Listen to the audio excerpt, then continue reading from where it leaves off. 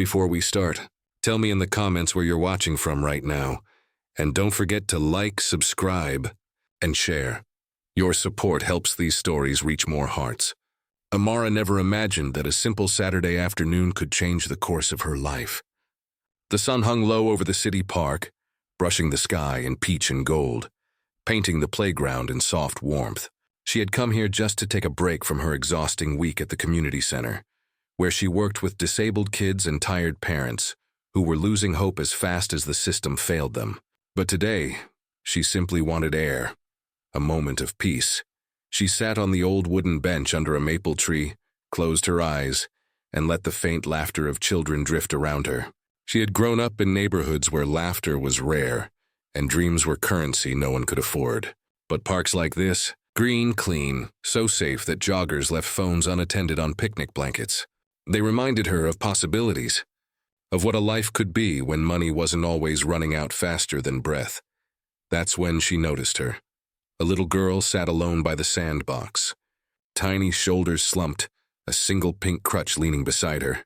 One leg, only one, the other pant leg folded neatly and pinned. Her curly hair was tied in two uneven puffs, her dress wrinkled like she had gotten ready alone. Children ran around, loud and joyful, but none came near her. None spoke to her. They looked, then looked away. Some with pity, some with confusion, some with the awkward cruelty only children unknowingly master. The girl poked at the sand with a plastic shovel, expression blank, as if emotion was something she had forgotten long ago. Amara didn't even think. Her legs moved before her mind did. She walked slowly toward the little girl, not wanting to startle her. When she reached the sandbox, she crouched down. "Hey there," she said gently. "That sandcastle doesn't stand a chance against someone building all alone." The girl looked up, suspicious at first. Children like her had learned to expect absence, not attention. But after a moment, she whispered, "It's not a castle. It's a dragon cave." "Oh," Amara smiled. "A dragon, huh? I've always wanted to meet one. Are they home?" "Not yet." The little girl's voice was small, fragile, but carried a spark. "I'm making it perfect so when they come, they'll stay forever." Amara felt something twist inside her chest. That sounds like a smart plan. Dragons deserve a good home. The girl blinked, then nodded with quiet seriousness. "And so do people." Amara waited. Children often dropped truths adults could never say aloud. She had learned to let them speak when they were ready. "My name's Zuri," the girl murmured, as if offering a piece of herself that had been kept guarded. "What's yours?" "Amara. Pretty name." Zuri traced circles in the sand. "Like someone in a princess book." Amara laughed softly. "I never got to be a princess, but I do have good hair days sometimes." Zuri giggled, and it was the sound that cracked something open in the air. "Light genuine like joy rediscovered." "You don't look at my leg," Zuri said suddenly. "Should I?" Amara asked calmly. "I mean, it's just a leg, or the place where a leg used to be." "But your eyes, those are magical." Zuri stared at her like no adult had ever spoken to her like that. "Everyone always looks like it's the only part of me." "Well," Amara said, scooping sand alongside her, "I look at the bravest part of you. The part that smiles anyway." Zuri's head tilted. "Are you a teacher?" "Nah, but I do help kids. And sometimes they help me." Zuri smiled again, this time softer, trusting. "You can help me build." "Dragons like tall caves." "Oh, do they?"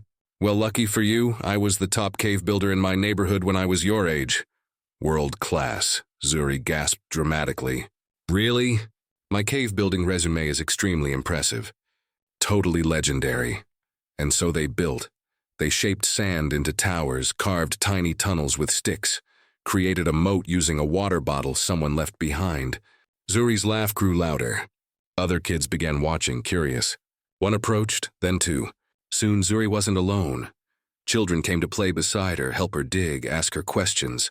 Not out of pity, but fascination. She was just another kid again.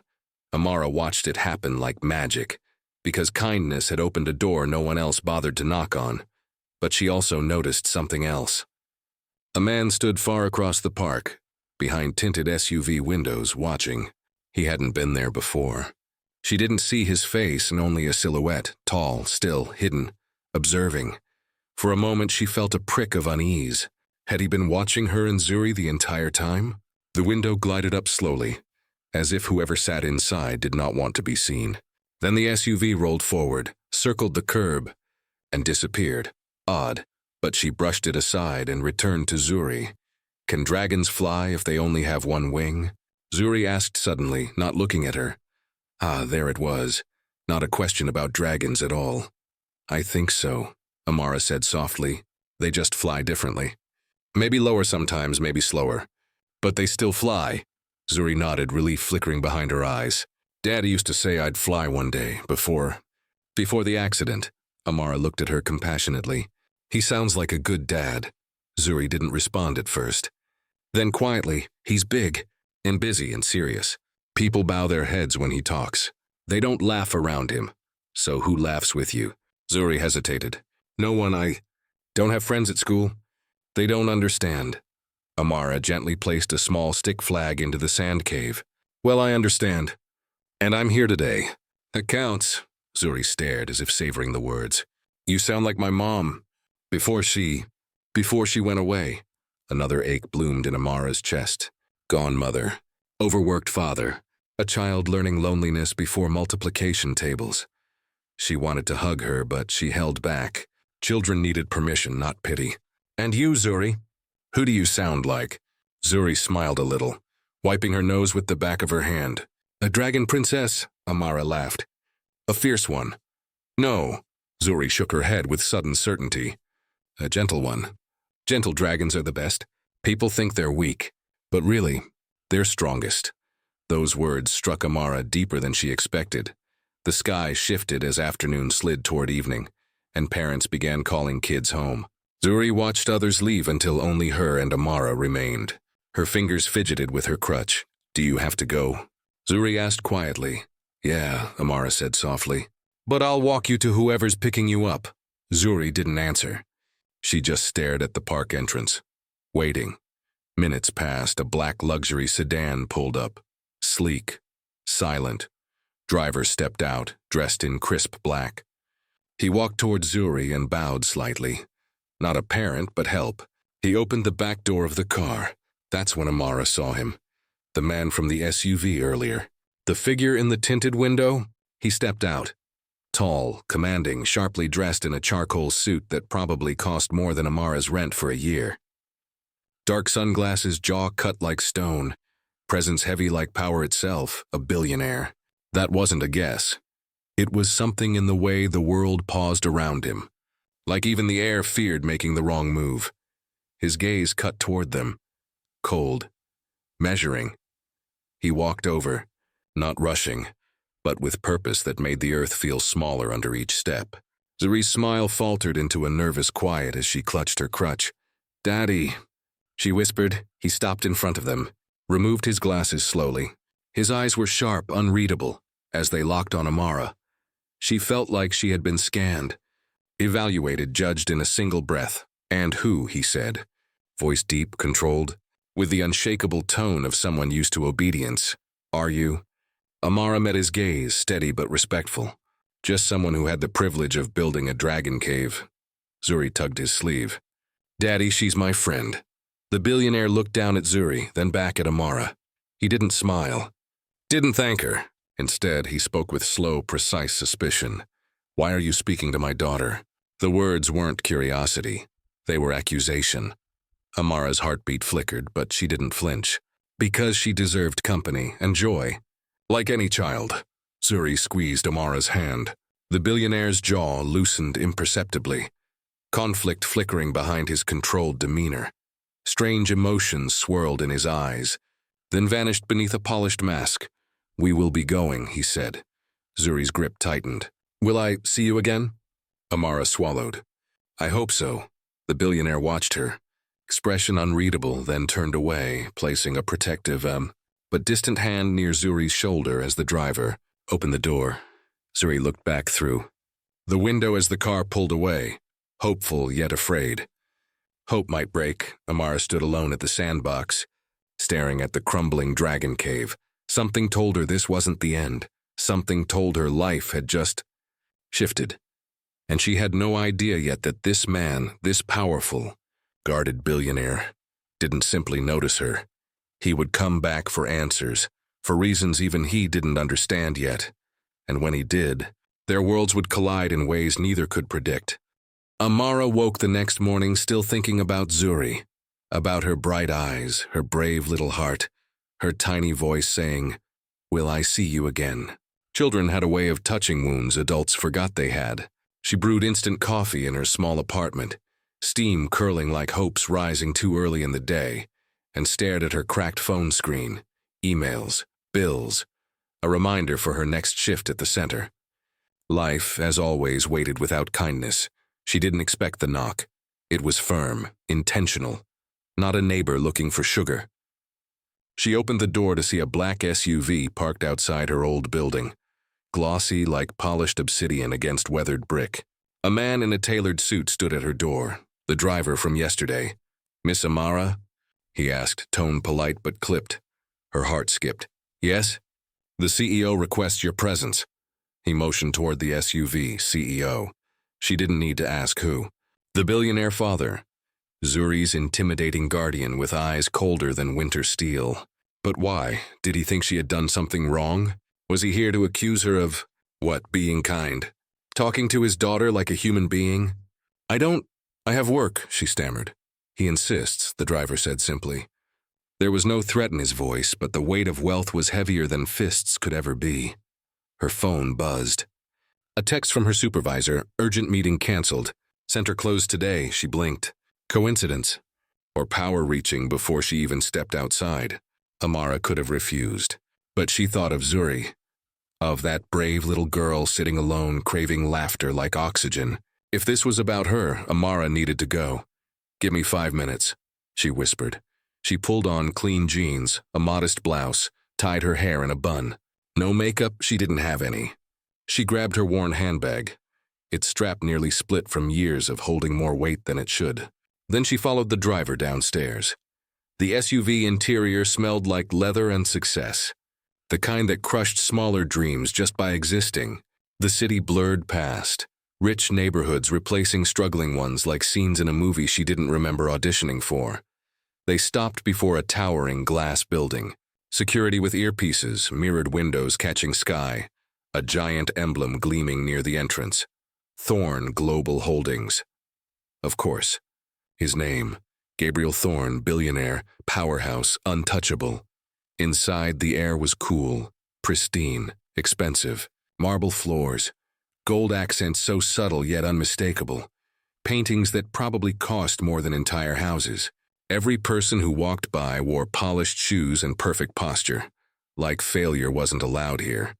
She was escorted to a private elevator, not the public one, and up to the top floor. The doors opened to an office that wasn't an office but an empire carved into space. Floor-to-ceiling windows overlooking the city. Bookshelves packed with rare volumes. Minimalist furniture that whispered money instead of shouting it. And then, there he was. Gabriel Thorne stood at the window, hands behind his back, silhouette sharp against skyscrapers. He didn't turn immediately. Powerful men rarely rushed.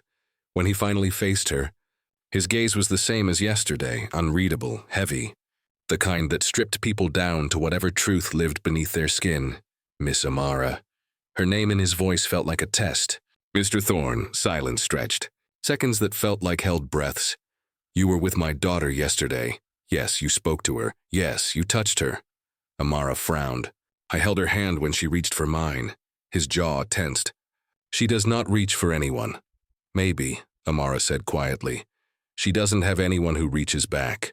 For a moment, brief as a heartbeat, something flickered in his eyes. Pain, regret, vulnerability? Then the mask returned. She laughed. It almost sounded like he didn't believe it. "She's a child," Amara replied. Children laugh when they're given reason. She hasn't laughed like that since. His voice trailed off like a cliff crumbling into silence. Since her accident, she guessed. Since her mother disappeared from her life. Grief had a particular shape. She recognized it in his guarded voice. He exhaled sharply and walked to a desk where papers sat untouched. "My daughter is fragile. I do not allow strangers near her. I do not trust easily." "I didn't ask for your trust," she said gently. I just saw a lonely girl. His gaze hardened. No one sees her unless I choose it. That's the problem, she whispered. The temperature in the room shifted, invisible tension tightening like a drawn bow. His nostrils flared slightly, but instead of exploding, he asked, "What did you say to her?" "That she's brave. That she matters. That she's more than what happened to her leg." He studied her like she was an equation he wasn't sure how to solve. "Miss Amara," he said slowly, "I want to employ you." Her breath caught. "I have nannies," he continued. "Therapists, doctors. Yet somehow she responded to you. So I am offering you a position. Your task, spend time with Zuri, support her, give her whatever it is you gave yesterday, warmth, humanity, presence, but he didn't know how to name it. I'll pay you $10,000 a week, the world. Stopped. 10,000 a week, her knees nearly gave out.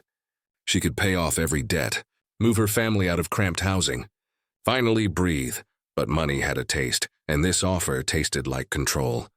"Why me?" she asked quietly. He stiffened. "Because she likes you. And if she didn't? Would you still care about what she needs?" His expression darkened. "Do not question my love for my child." "I'm not questioning your love," she said softly. "I'm questioning your ability to show it." For the first time, his composure cracked. A flash of raw emotion and then gone. "This is not charity," he muttered. "You and I come from different worlds. You do not understand mine, and you don't understand hers," she countered. "Because money doesn't cure loneliness, Mr. Thorne. Love does." They stood in silence, two planets whose gravity suddenly collided. Then, unexpectedly, he said, "Come to my home tonight. Meet Zuri again. If she still wants you there, the job is yours." She could have said yes immediately. She could have bowed to wealth. But instead she held his gaze. "I'm not a hired friend. I'm a person who cares about children. I'll come because I care about Zuri, not because you command it." His eyes flickered. Curiosity, respect? It was impossible to tell. Powerful men weren't used to being challenged, especially not by someone with nothing but dignity to stand on. 7 o'clock, he said at last. "My driver will arrive." She turned to leave. "Miss Amara," she paused. "You are different from others." She looked back with calm strength. "That's why Zuri liked me." Then she walked out. Heart pounding, mind racing, soul steady. Because she didn't walk into his world as someone small. She walked in as someone seen by the one person who mattered. A little girl who wanted dragons to stay. Evening came, and the car returned. She followed silent hallways through an estate that felt larger than some towns. Marble floors, crystal lights, staff who moved like ghosts trained not to disturb power. Zuri sat in a plush room surrounded by toys that looked untouched, like artifacts, not playthings. When she saw Amara, her face lit up so brightly it made the mansion itself feel too dim to hold her joy. "You came." Amara knelt. "Of course I did." Zuri hugged her with one arm. The one-legged child who the world pitied, but who, in this moment, simply felt loved. Amara played with her. Real play, messy, noisy, joyful. Zuri built a pillow fortress, made up silly songs, told Amara her dragon cave needed glitter, and Gabriel Thorne watched from afar. Not intruding, not commanding, just watching. Like seeing his daughter happy was something foreign enough to frighten him. Eventually, Zuri grew tired and fell asleep against Amara's arm. Gabriel approached quietly. "She hasn't played like that in months." Amara stroked Zuri's hair gently.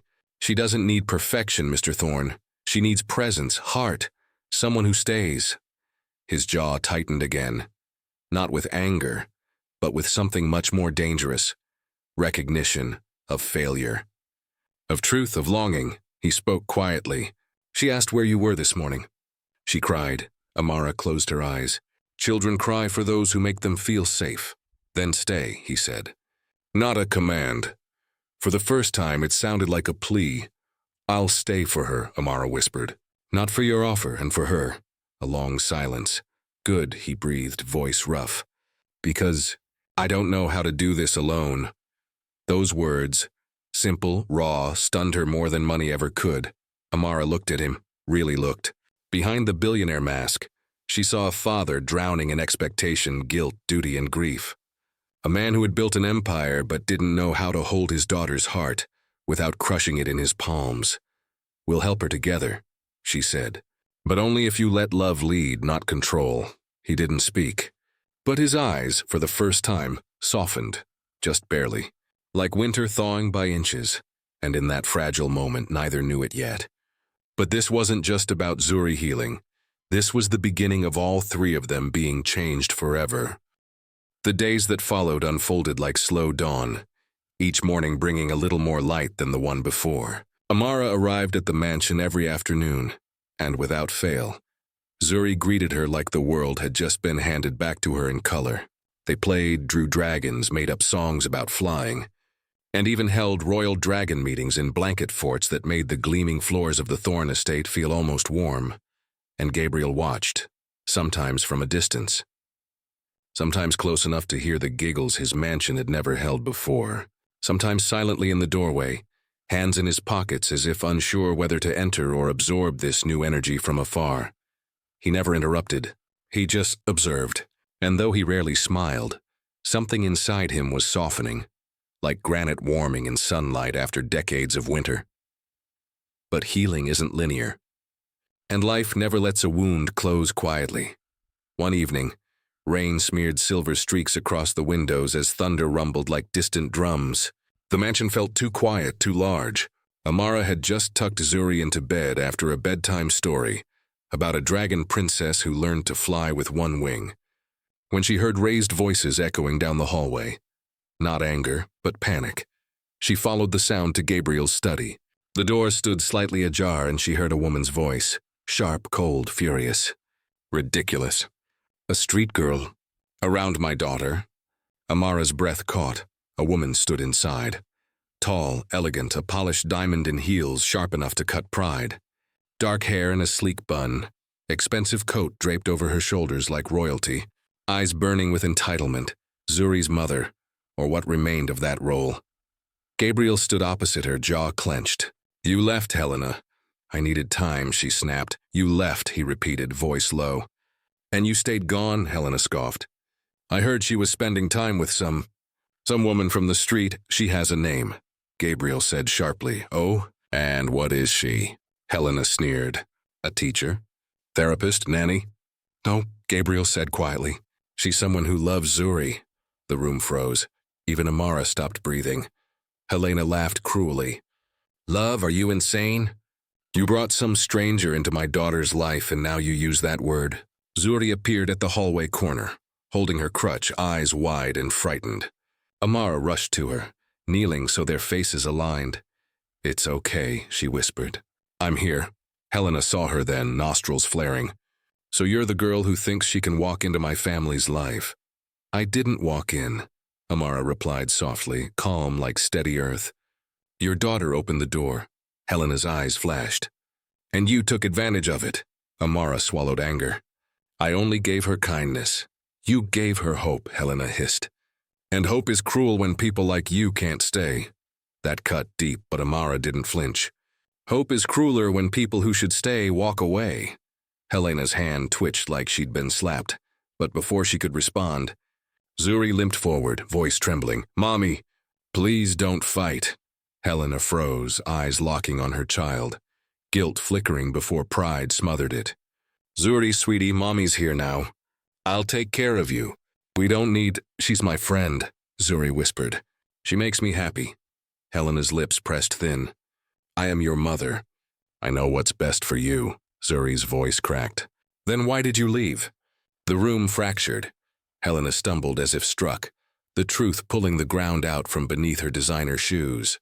Gabriel shut his eyes like he was holding back years of unsaid pain. "Zuri," Helena whispered, voice shaking.